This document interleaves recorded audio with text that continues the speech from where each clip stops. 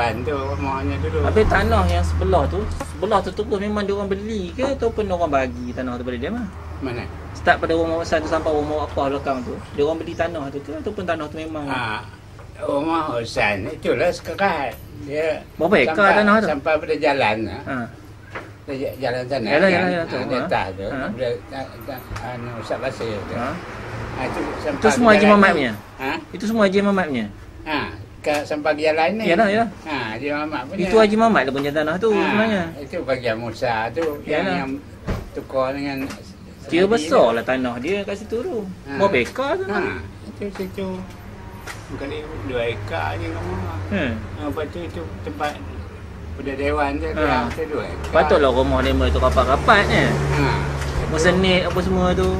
Itu tempat rumah Mayan tu. 10 rumah. Itu 2 ekar je. Oh, kira Haji Mamat ni banyak kata jugalah. Dia ini tanah ni kemarin buat ni dia belilah.